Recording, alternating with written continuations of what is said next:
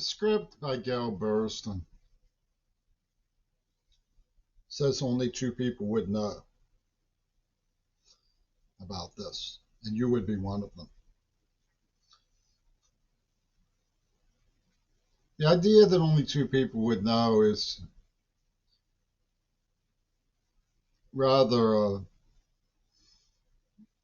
trick of language to suggest that I would be isolated as a test case of somebody trying to tell the truth and being blockaded entirely by all of the people in culture.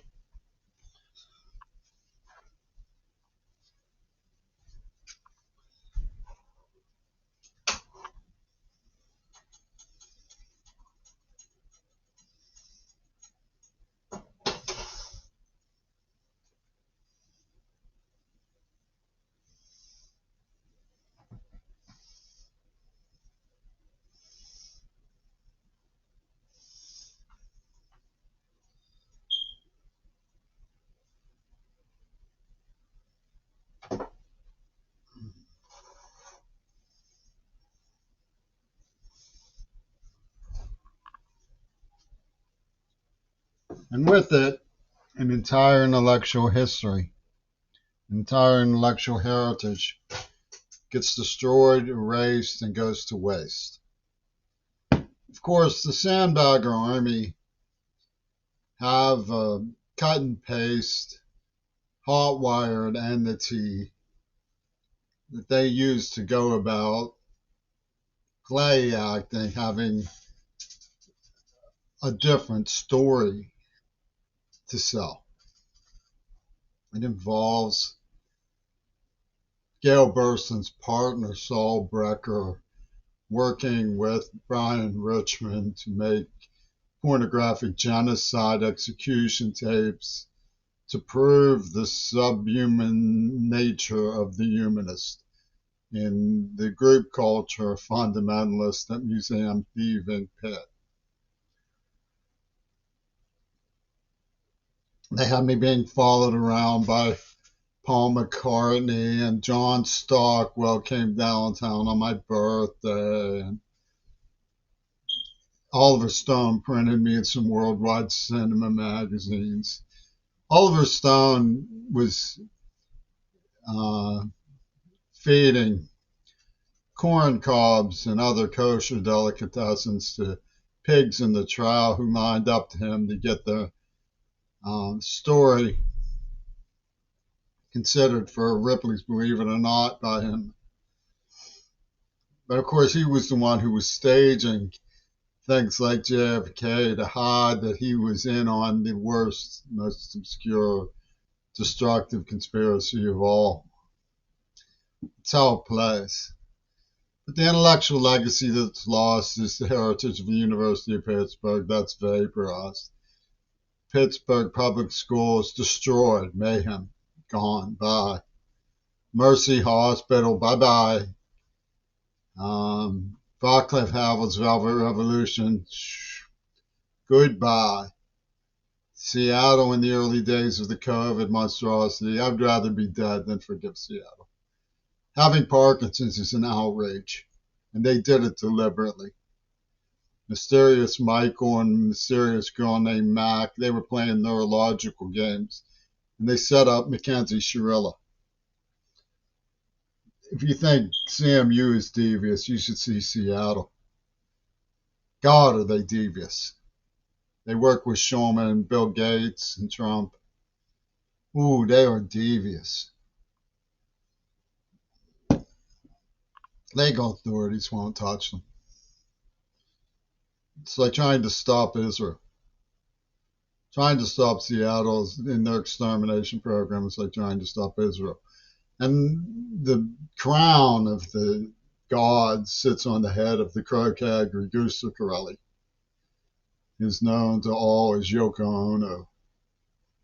So you get someone like Caitlin Johnson. Caitlin Johnson tried to pull aren't you disappointed queer bait move.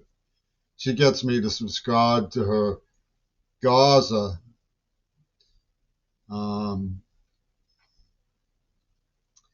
Poison Dart magazine. I mean, everybody hates what's happening in Gaza. She's certainly no exception. She's pretty good about getting her animosity towards Israel across.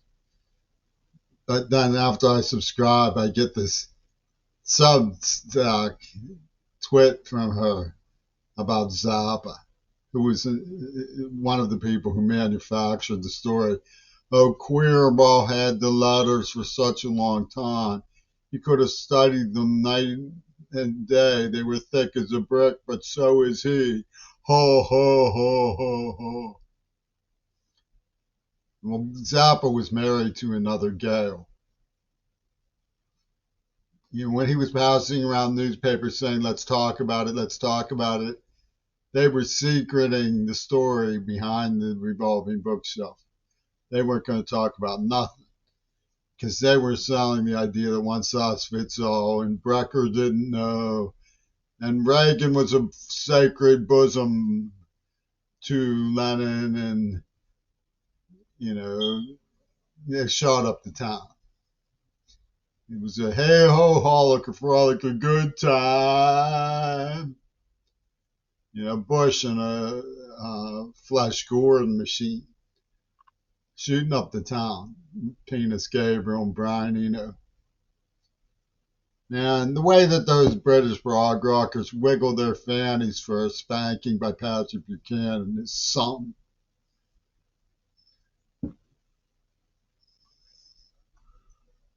Václav Havel was okay. I mean, the whole idea of Russia having some grounds for being disturbed by the way that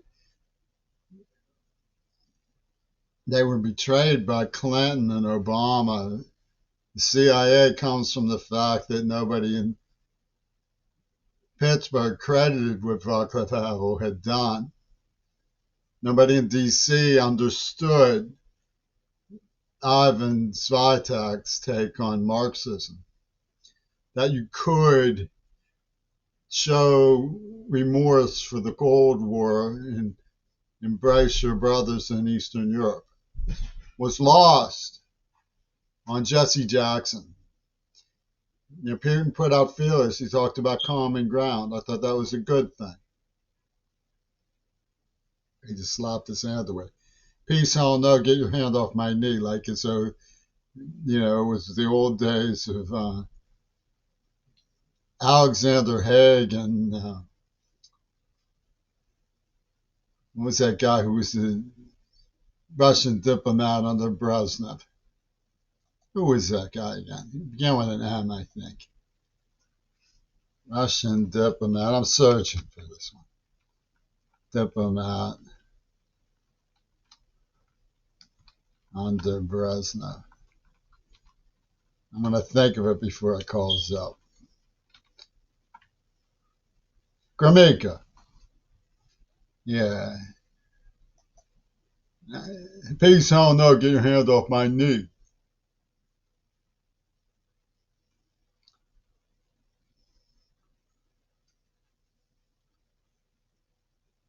I was writing Book of Genesis,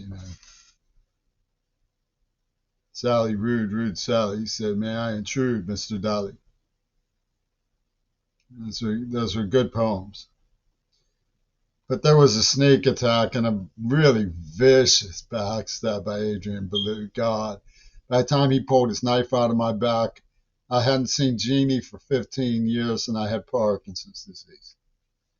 So, who is ever going to respect King Crimson, who had the slightest appreciation of me? The slightest appreciation. I realized a lot of people made a joke about me and they were lobbing tarts at me to get me to give them their peep show and their Prince Thorl's grapevine, the parochial wriggling finger that was made a death sentence under the HIV attack. And all the warnings, don't say what happened. letters from Martha Gellhorn and all the rest. How can anybody respect King Crimson?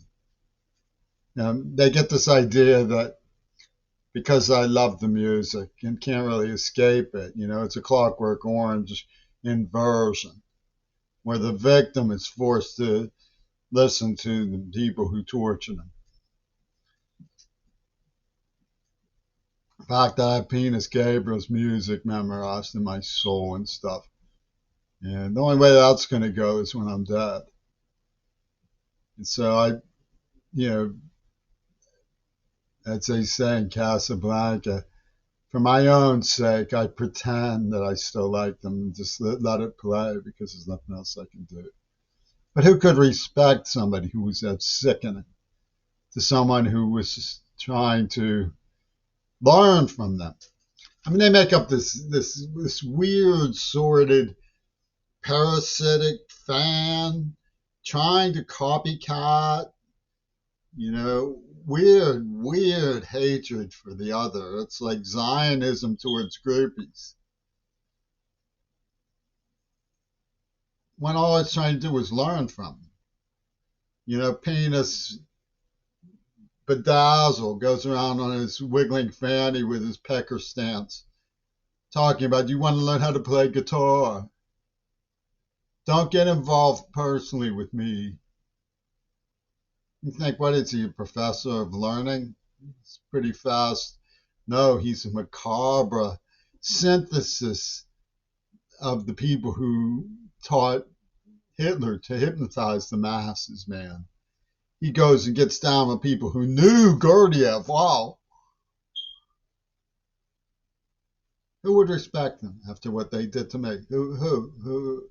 Not nightmare weasels who want their postcard, Somebody who shoot up the bowling alley full of deaf kids. That he respects Robert Fripp. Donald Trump wants that postcard. Give me that postcard. I'll give you a virgin for that postcard. He respects King Crimson. I mean, it's not that there's nobody who respects King Crimson, but who in their right mind would respect him? And Caitlin Johnson just like advertised, I'm a sickening sandbagger too. Yeah. Well, sandbaggers, Caitlin, are a dime a dozen. Who cares? Make yourself a snobocracy and call yourselves groupies of Israel.